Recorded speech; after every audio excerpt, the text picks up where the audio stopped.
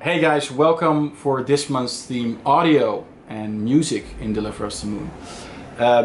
First, in the process of audio, it's important that we set a tone and a vibe. And I remember at the beginning, Paul, my own brother, was doing this in the games of KeokeN.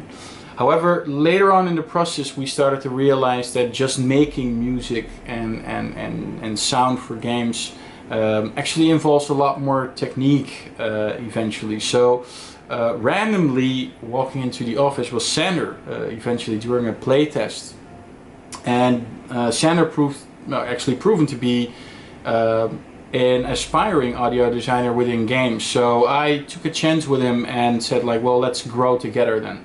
So the cool thing about Deliver Us the Moon now is concept actually coming from Paul itself. He made sure, together with Sander, that the game is, the sound in the game is extremely important to the whole experience. And I would be lying if that would be a part. I think it's actually half or even more of the experience. So if you ever think to put down your headphones or turn down your sound, I would not recommend that, because it would lose a lot of potential in the experience you about to experience. So these guys can talk a lot, just like I do, but these can really talk a lot about this area because it's so important and so beautiful. I think you should just watch and listen to their expertise because they have a lot of things to say. Enjoy.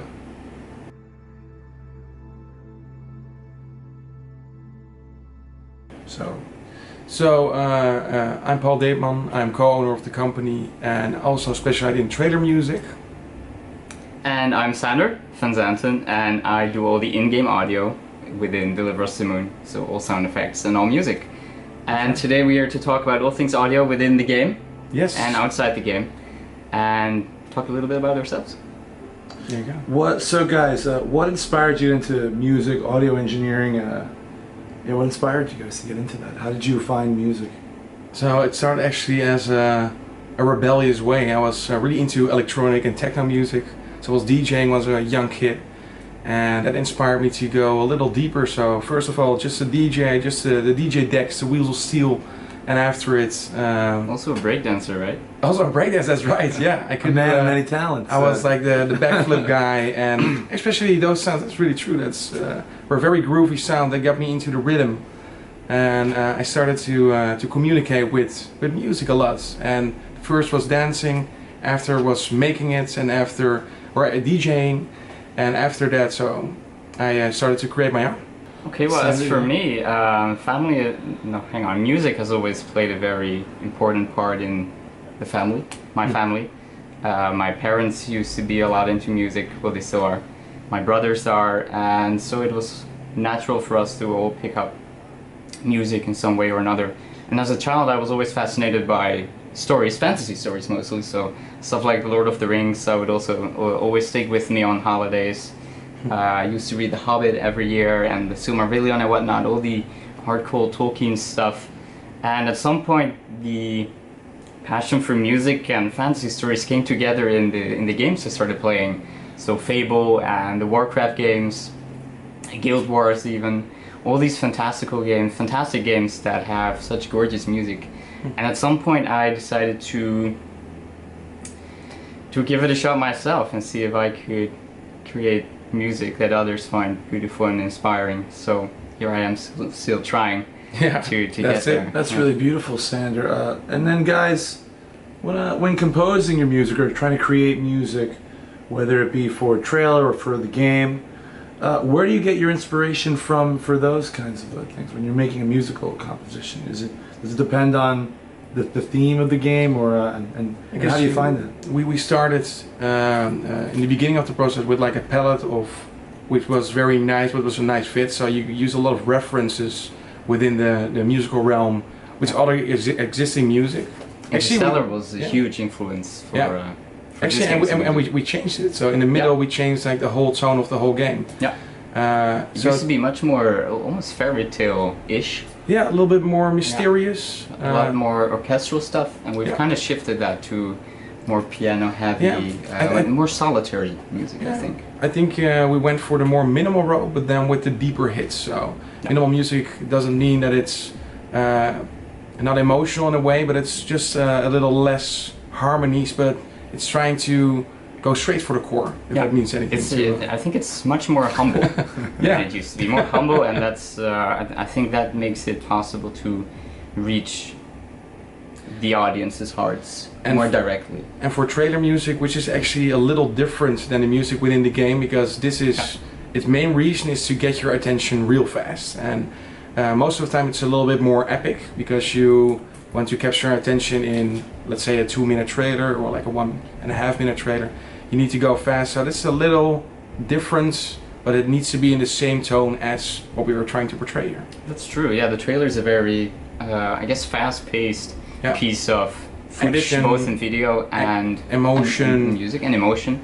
Whereas in the game, we're trying to establish a very solitary and isolated experience, and I guess that long-stretched sequences of music are well, maybe a better fit for that. Maybe you can see this in a way that the trailer music is a little bit more dense, and it's more stretched out over the whole game. So you have more time for this whole dynamic way of storytelling within the language of music. Yeah. So now that we've talked about your inspiration, what's the actual process to make the music, whether it be for the trailer or for the game? And that includes sounds as well as composition. What's your process, both of you? Okay, so for in-game music, it's funny actually, because you first, of course, look at the game itself, see what the environment is like, what the level designers want, what the game designers want, what narrative wants also. You look at the intended atmosphere of the game, and with that in mind, you actually start completely blank. So you have that in the back of your head, but musically, it's still a blank, at least for me. And then I just start improvising, basically. Actually, there's another difficult challenge, because space, especially towards the moon, it doesn't have sound there. So yeah, it's a very empty place. That's like a challenge. So when you're making games, of course, does it need to be very realistic, or does it need to be cool? So yeah, well, we're trying to get a balance somewhere in between there. So we're not completely silent within the void of space, or the vacuum of space. We do have sound over there, but we did alter it in such a way that it feels like you're out there, like you're in an area or a space without any pressure. Yeah. And of course, because there are no sounds, there is some more room to listen to the music and get that message across as well. Yeah. So it's like more stories going on. So the things you see, the visuals, but then also the music. And I guess at those points when there is no sounds, then there's more room for the musical language. Yeah, that's when it can really emerge out of the emptiness of the, of the void, I guess. And by the way, are you portraying the character more, or do you try to portray the environments a little more within? The environment, I approach it from the perspective of the environment, I guess, not so much as from the character's perspective, since I think that the game is more about the environment trying to... Because it's not what everybody knows, so you can write music in different perspectives. So you can see it from the realm of the environment, or you can see it in the perspective of the astronaut, for example, and then you have to think about his feelings and what he's thinking about when he is on these lonely roads. I think there's a very tight connection between the character you're playing and the environment. You did really well in that. And the environment, I like to think, is a character on itself. Something that was humbled, perhaps.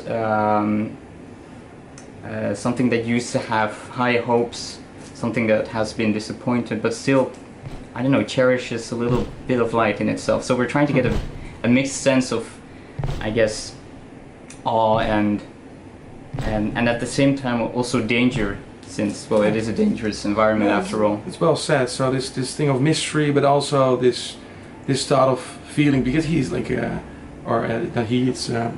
astronaut, the astronaut is, of course, thinking on itself as well. And if you can hear that within the music, which is very, very nice, it gives you a deeper dynamic story of the person inside the helmet. Yeah, music has a very direct influence on how players perceive the game, perceive the story, the character, the environment. So we need to watch out that the music conveys the right clues and the right emotions to the player. Okay, I've got a couple of Q&A questions for you guys. What did you guys study? I studied at SCE Amsterdam. It's like an audio engineering school.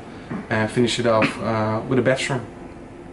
After that, I wanted to continue with like the master on music, but then I was already within this business, and it's like, okay, this is even better. Just doing is better than just continual learning, I guess. And the continual learning is always within the business you started.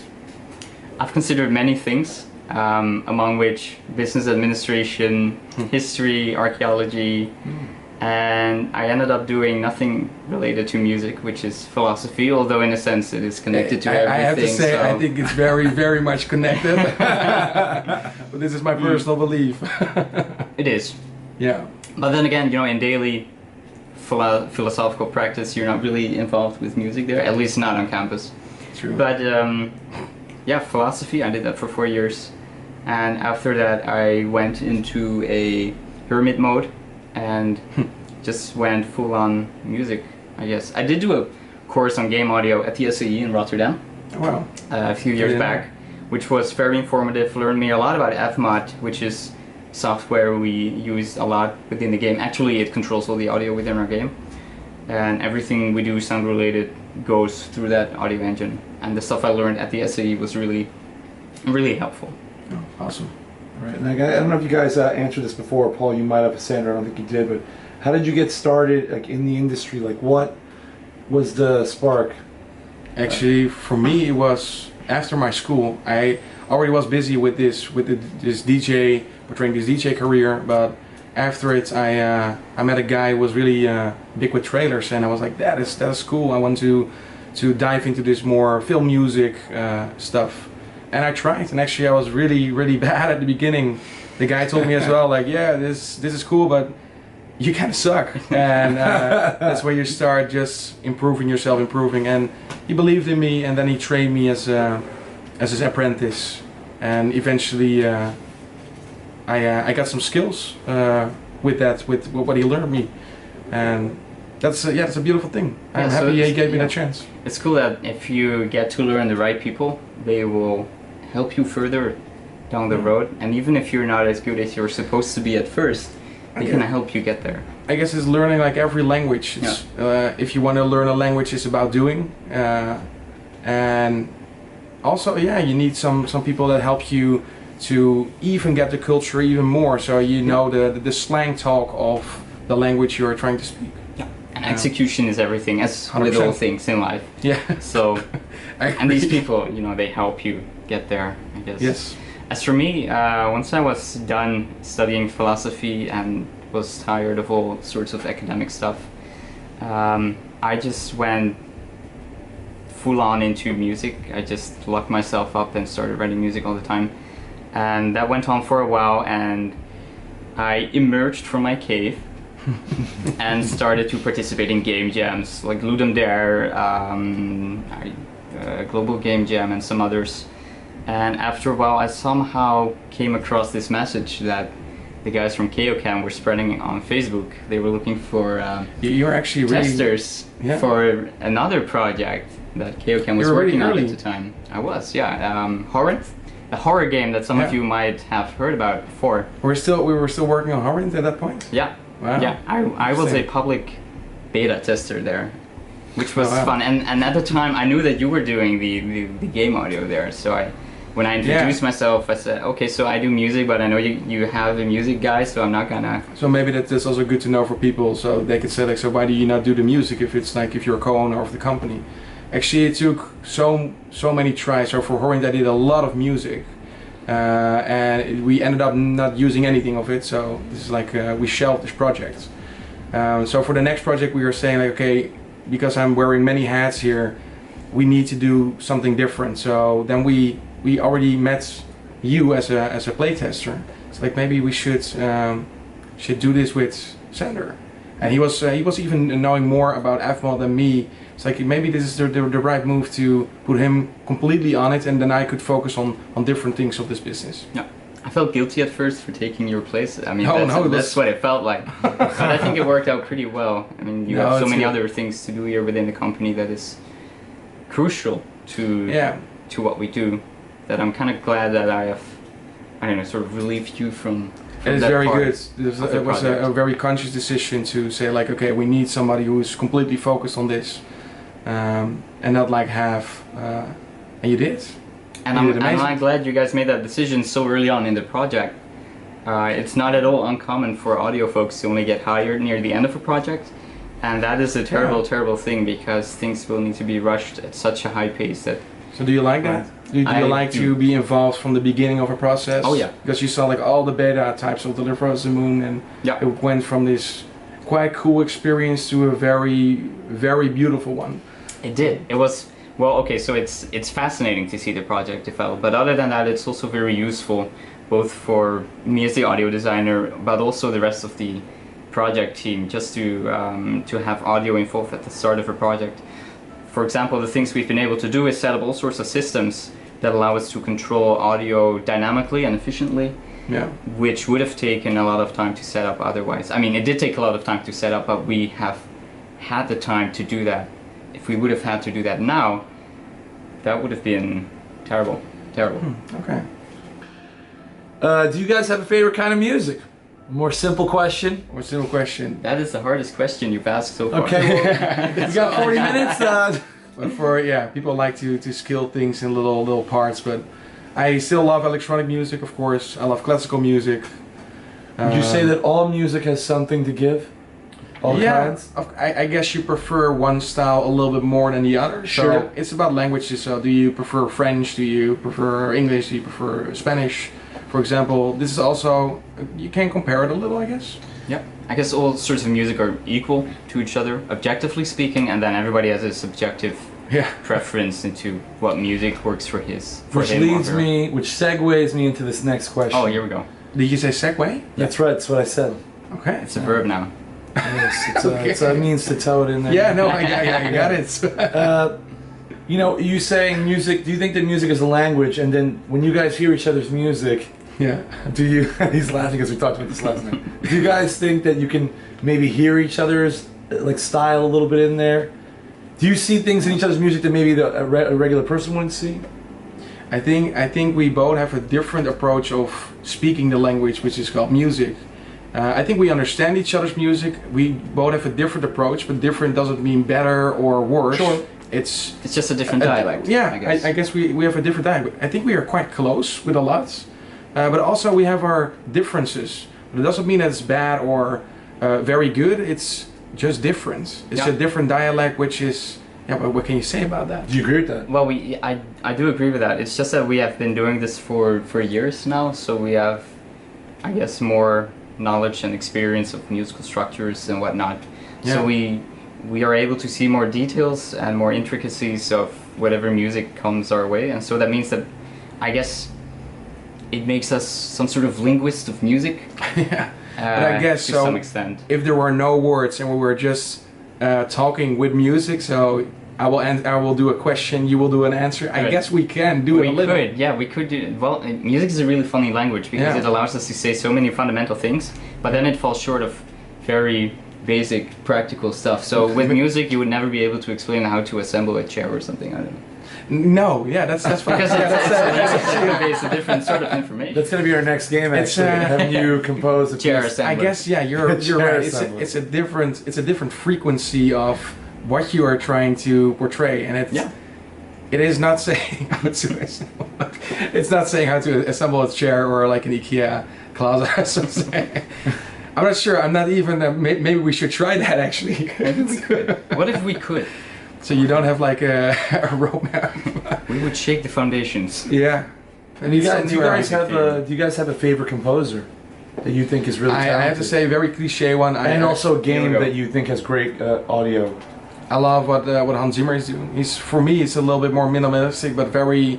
He always knows exactly how to portray the core emotion, which is very beautiful to me. But maybe a cliche thing because he's one of the most known composers out there. Fair enough. Yeah, that's true. Hans Zimmer is a wonderful composer. I really enjoyed his work of Interstellar. Yeah. I'm not very fond of his older work. There was a time where I was a young, rebellious, aspiring composer, and I would fight against the established Hans Zimmer power. Yes, of course. But that's because I only, I guess I only really knew his Pirates of the Caribbean stuff, and that really didn't appeal to me. But then once I heard Inception and The Dark Knight Rises and Interstellar, that stuff was great. So I'm also pretty much into Hans Zimmer now. The Nolan era of Hans, yeah. And what about? But I do have a rich background I'm very fond of the Blizzard composers, Derek Duke, Russell Brower, Neil Cree, and I'm missing a bunch of guys. Jason Hayes, Gareth Coker, who made the music for Ori and the Blind Forest. I'm really into his work. Oh, and I have to say, Machinarium, Thomas Devorak. Yeah. Oh, you have the real pronunciation, so maybe I could say it in music but not in language.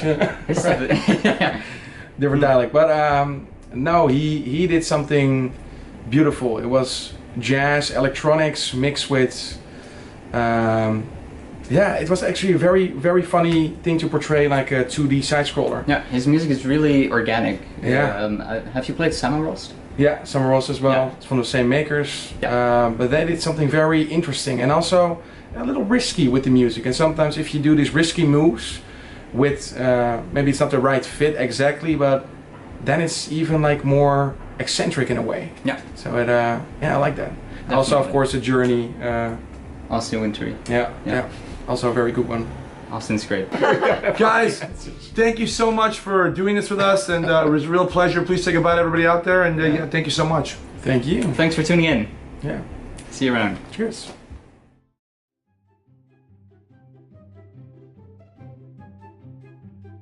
And now, Paul, what can you say about Licky? Oh, actually, I was curious. I've heard that you make an incredible Venusaur face. Would you mind? So this is like, this is gonna be in that. So I was saying, so go check the beginning of Pokemon again, and you see Charizard. He's this amazing fire. blasting, and you have Venusaur. Like, what is he doing? And this is up to you, so if you are watching Pokemon... Please, we don't have all the answers. Yeah. Now, Paul, before you were saying that you could actually do a backflip, now, have you ever been to a party where there was a big circle around you and you did a backflip? It's a personal question because it's always been a dream of mine. I'm not even kidding. You're asking me if I did that? Yeah. Yes, I did. Now I hate you even more. Also, I did it so you have like two people were holding my legs. Sure. And then two boys throw me in front, but then it went a little too far, so I fell very hard on my head within this group of breakdancers. And people were like, oh shit! Did this happen in London? No, in London. Okay. So I'm glad. What game? We keep talking. Yeah, this is a longer one, you know. You can cut away. We're sorry. Okay. No, we like this. The cool parts. Okay. We like this. Yeah. What? That's amazing. Okay, so Here we go. Yep. And then you have to cut a lot of footage. don't worry, we'll have plenty of footage. That's why I'm here. Sorry. That's why I'm here. That's right. That's right. And thank you for that, Charlene. Yeah, that's great. That is great. It's great to have that. You have the beautiful questions, Mister. Beautiful Mr. Jody. Audio engineering, right? Here we are. All right. Yeah, it's got to load. It's really annoying. Where is it? Whoa, you're not really prepared, Jordy. No, I have it. What the heck? What's going on? Did you mess with Always the the document? same shit. No. How come I don't have it here? Our time is very valuable. What are you Please, doing? how come it's not here? Seriously, No. I don't know either. Oh, now it's loading. All right. What the heck? That's weird. Technology. It's okay. I immediately blame her. I'm a dick. You are. What'd you do? Still need to do 20 more. minutes ago. I don't know if it cut just now.